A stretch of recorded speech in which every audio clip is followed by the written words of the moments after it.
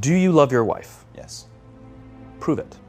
Like, what's the metric? Give me the number that helps me know, right? Because when you met her, you didn't love her. Now you love her, right? Tell me the day the love happened. It's an impossible question. But it's not that it doesn't exist, it's that it's much easier to prove over time, right?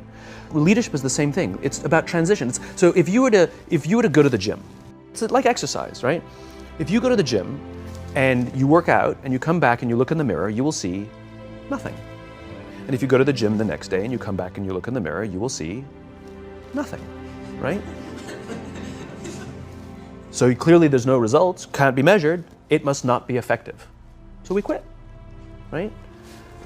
Or if you fundamentally believe that this is the right course of action and you stick with it, like in a relationship, I bought her flowers and I wished her happy birthday, and she doesn't love me. Clearly I'll give up. That's not what happens. If you believe there's something there, you commit yourself to an act of service. You commit yourself to the regime, the exercise. You can screw it up. You can eat chocolate cake one day, you can skip a day or two. You know, it allows for that. But if you stick with it consistently, I'm not exactly sure what day, but I know you'll start getting into shape. I know it. And the same with the relationship. It's not about the events. It's not about intensity. It's about consistency, right? You go to the dentist twice a year, your teeth will fall out. You have to brush your teeth every day for 2 minutes. What does brushing your teeth twice a day for 2 minutes do? Nothing. Unless you do it every day, twice a day for 2 minutes, right? It's the consistency. Going to the gym for 9 hours does not get you into shape. Working out every day for 20 minutes gets you into shape. So the problem is we treat leadership with intensity. We have a 2-day offsite, we invite a bunch of speakers, we give everybody a certificate, you're a leader, right? Those things are like going to the dentist. They're very important, they're good for reminding us or getting us back on track, learning new lessons, but it's the daily practice of all the monotonous, little, boring things like brushing your teeth that matter the most.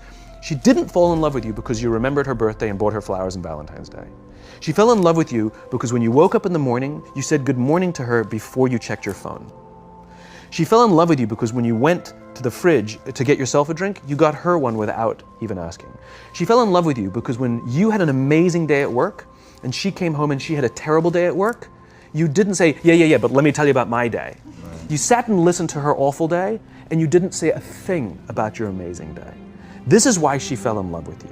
I can't tell you exactly what day, and it was no particular thing you did.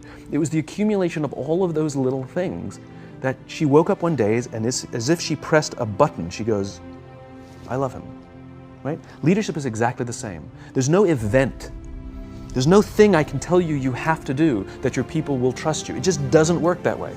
It's an accumulation of lots and lots of little things that anyone by themselves is innocuous and useless. Literally, pointless by themselves. People will look at little things that are good leadership practices and say, that won't work, and you're absolutely right. But if you do it consistently, and you do it in combination with lots of other little things, like saying good morning to someone, that looking them in the eye.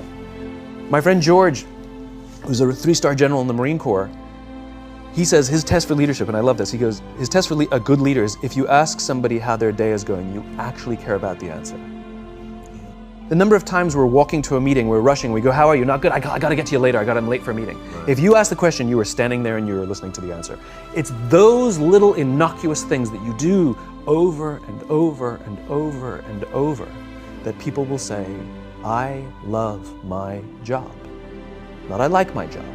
I like my job means, yeah, the challenge is great, they pay me well, I like the people. I love my job means, I don't want to work anywhere else. I don't care how much somebody else is willing to pay me. I'm devoted to the people here, and I care desperately about the people here as if they were my family. In business, we have colleagues and coworkers.